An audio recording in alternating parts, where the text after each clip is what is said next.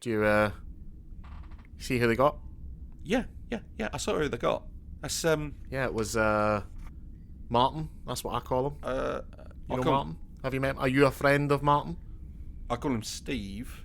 Oh, yeah. But yeah. Sneaky Steve. Yep. Mischievous Martin. Yeah. So me and Jensen were talking. We're a bit worried. Yeah. What have how do you know? How do you know Steve? Let's just that crate of Romulan ale that I've got, which by the way I don't tell Data about. Oh yeah. Well, that didn't materialise out of nowhere, did it? No. I mean, admittedly, I was drunk at the time, and I should have gotten more for it. But I did tell him exactly. The thing is, I told him where all the ships are, but they move around, so I don't think it's that big a deal. Yeah. Exactly. I just all I did was tell him about a planet that's already gone to the bog. Yeah. So, what's he going to find? One skeleton. I've got an idea. Okay. Oh, yeah. How are you at forging letters? Right. Probably not that great in Romulan. Can Jensen make it look like suicide? That's the important question. I think we already know the answer.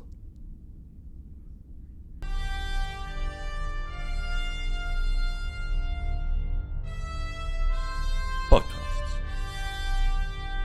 A Frontier.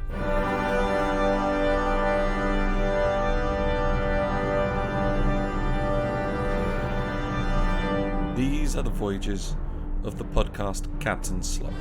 Its ongoing mission to explore strange new episodes, to seek out new jokes and new references, to split infinitives that no one has split before.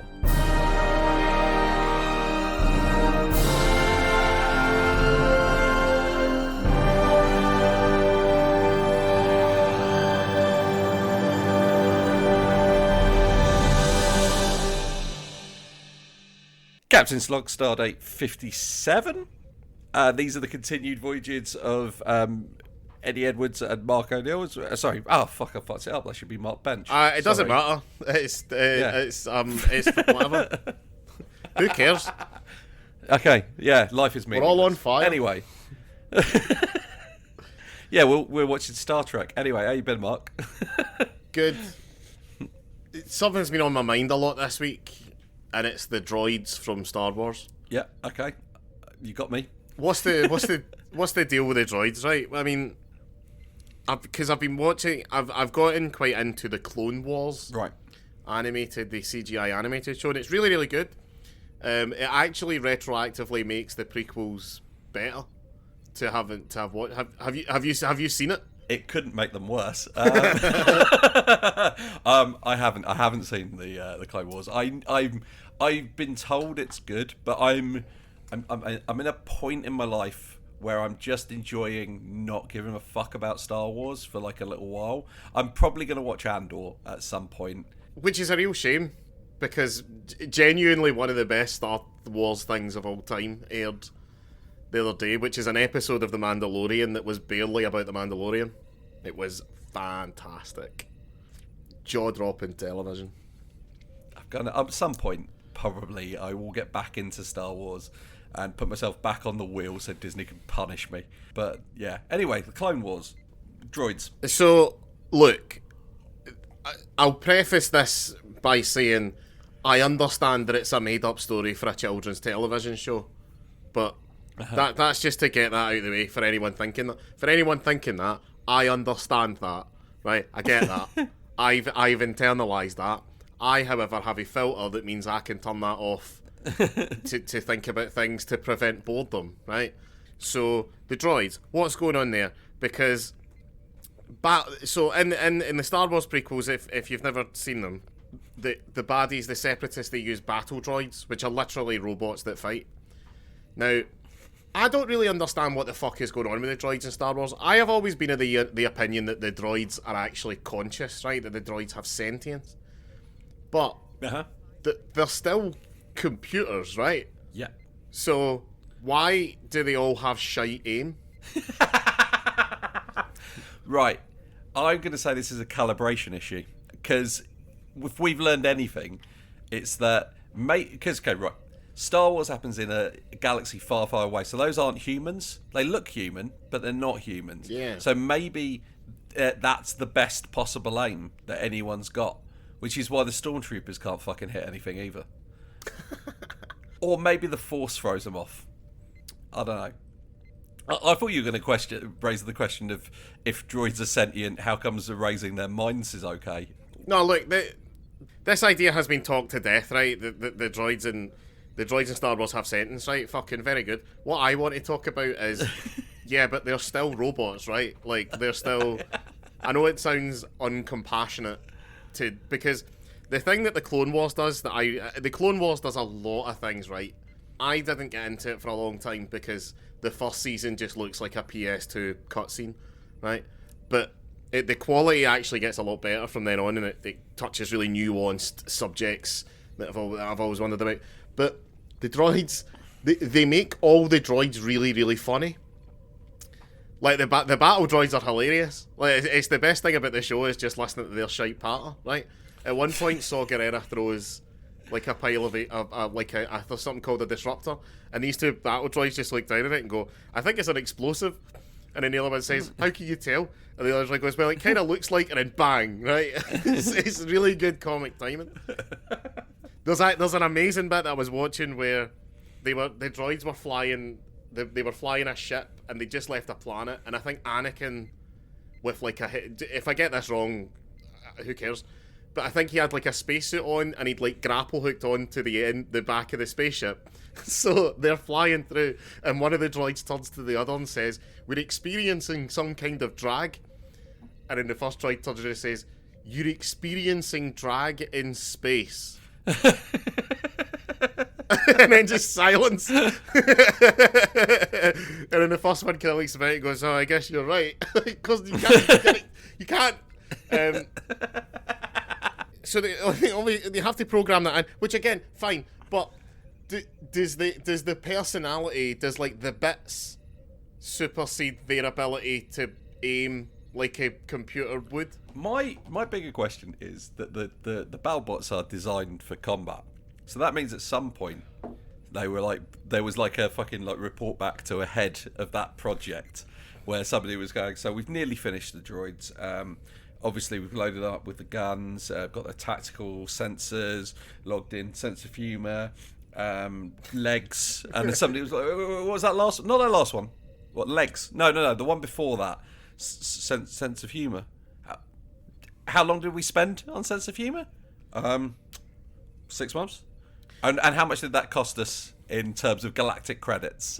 Right? How did nobody in the sense of humour division get fucking fired? Was that somebody's that's some Sith Lord's fucking nephew? Where it was like, "Oh, that's Barry. We've got to keep him employed. It keeps Palpatine happy." So Barry was brought on to develop just to develop like the voices. Right. That was his job, to make the voice synthesizer, right? But that's not particularly hard, so he knocked that out in like 2 or 3 weeks.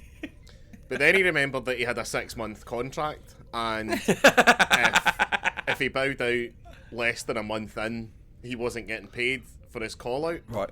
So he had to spend a week just sitting there thinking, "Oh man, this is awful, what do I do?" And Barry's quite a funny guy, so he was like, "Wouldn't it be funny if these droids were really sarcastic?" For no reason. And then someone walks by behind him and can hear his inner thoughts. They're a Jedi, right? A bad Jedi. And they're like, what Barry, do you mean like every droid in this universe? Well, honestly, like, people give it like, "Oh, it's horrible the way that people treat all the droids in Star Wars." Maybe if the droids weren't such sarcastic dicks all the time, people would... Like, have you ever heard the theory that Star Wars in its entirety is a story being told by R2-D2? And that's why he constantly makes C-3PO look like a dick? I am fully sold on it. Are you familiar with Jeep theory? The Jeep theory of Star Wars, which is it comes from a fucking fan theory that was posted for some reason of all things on the fucking Jeep forum, like for Jeep users, and it's the theory that everything in Star Wars makes much more sense when you consider, right, at the end of the third Revenge of the Sith, I think it is, at the end of it, they're going to wipe the memories of 3PO and R2-D2. And R2-D2 beeps something that we can't understand. And then they change their mind and they only wipe 3PO's memory. And there's there's a theory that what R2 says in that moment is, you need me for the rebellion, because not only do I have all this information that is incredibly useful, I'm incredibly unassuming and I can go anywhere without really being noticed, and I can lie with a completely straight face. And from then on, R2-D2's basically secretly part of the rebellion.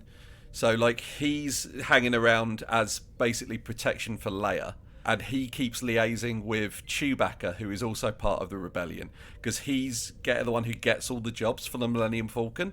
So he's actually, like, engineering Han to go where he needs him to go so he can relay messages around. All the while, there's also messages being relayed around between the Jedis by Qui-Gon's Force Ghost.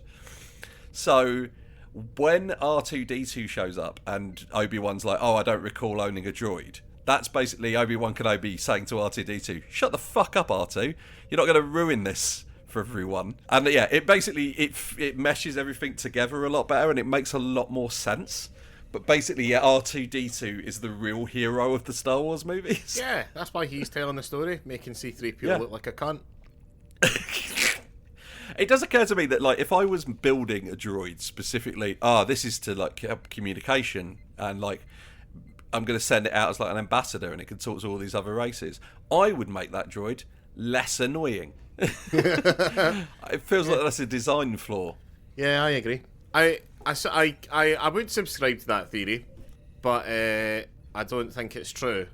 Mainly because you know that bit in Alan Partridge, when they're talking about the spy who loved me, and then Alan gets up and screams, "No, stop getting James Bond wrong." Yeah, I had to hold myself back quite a bit when you were doing that whole explaining thing, when you were fundamentally misunderstanding quite a lot of the plot points in Revenge of the Sith. Right. Well, R2-D2 doesn't get any fucking jobs for the Millennium Falcon. Obi-Wan Kenobi goes and finds Chewbacca. No. Chewbacca is the one who finds the jobs. Because when Han is meeting Obi-Wan, he's like, it's Chewbacca who's set the meeting up.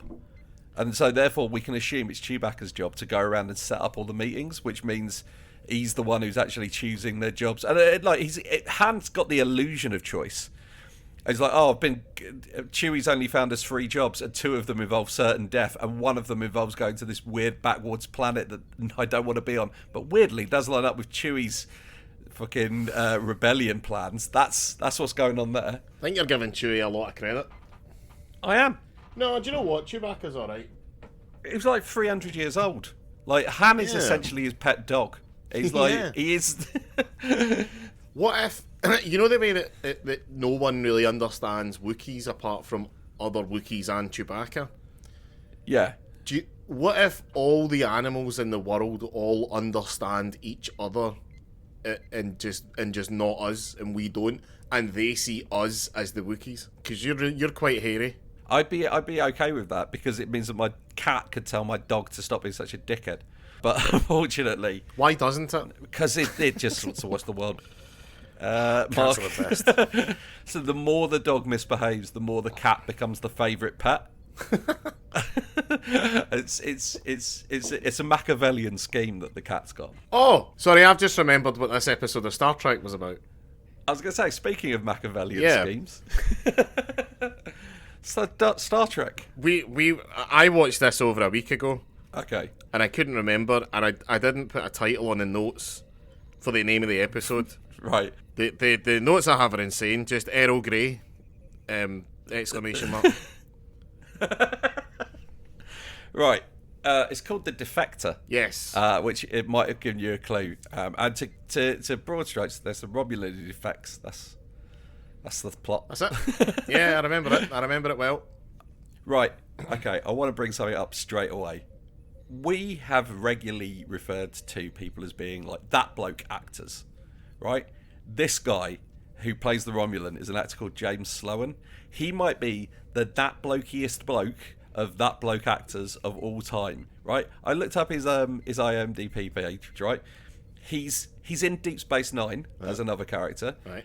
He plays Dr. Mora, who is the scientist who discovered Odo. Right. He is in Voyager. I didn't bother checking that because I don't care.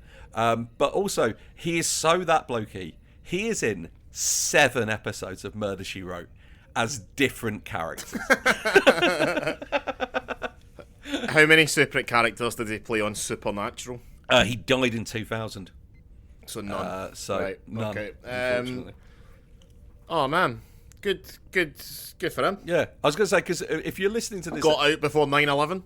That's a dream. I was going to say, if you're a younger person, you aren't going to be aware of this, but you used to be able to play multiple characters in the same show because nobody would fucking remember that you were in an episode of Murder, She Wrote from 3 years ago. They didn't have DVDs. Streaming wasn't a thing. People didn't just catalogue all these things in their head. So yeah, you just get away with that shit. You also used to be able to keep your shoes on all the way through an airport. I don't think there's any correlation, but I do think it is suspicious that these two things occurred around the same time.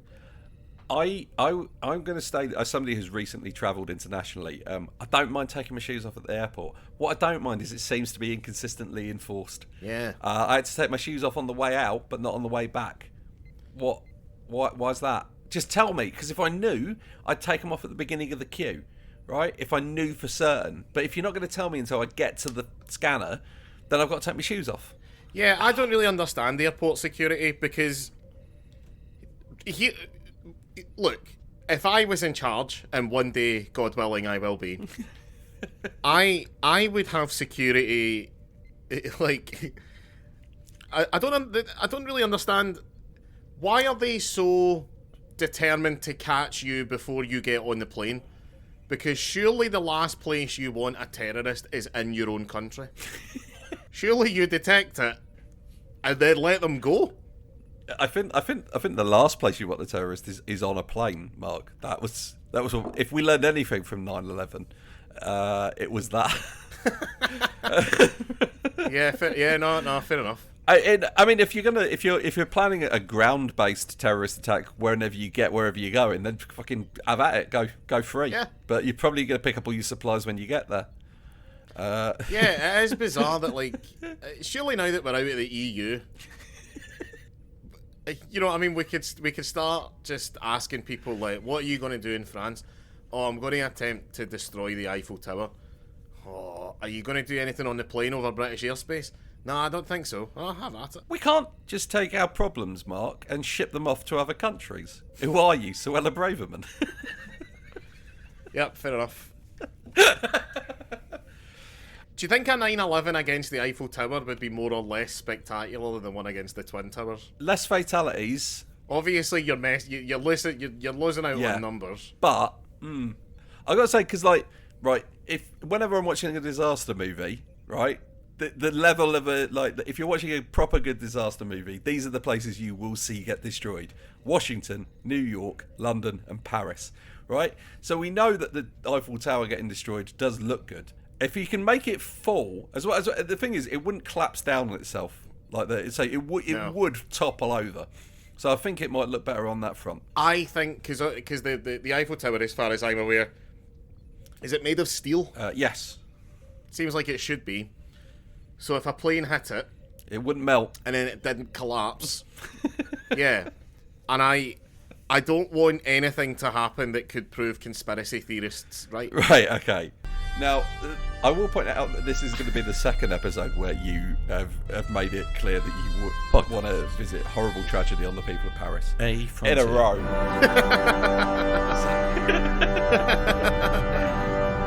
I don't know why. I like Parisians. I like anyone who's just happy to just be rude. I've noticed that the French reputation for explore rudeness strange is new the same as the episodes, New York to seek out new reputation jokes, for rudeness, new which is just, as to split somebody who's infinities lived in a big no one city, it's just split like, before. it's not rude, you're from the fucking countryside, move faster. Yeah. People who live in large cities believe that it is rude to waste somebody's time by slowing them down and getting where they want to go, and that's why you think other people are rude, because you're stopped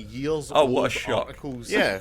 About Michael Carroll. And a lot allowed. it just makes who you wonder may how remember as many the Lost people in an organisation who was a have to who be was paedophiles just a fucking before Ned, you're like, do you know what?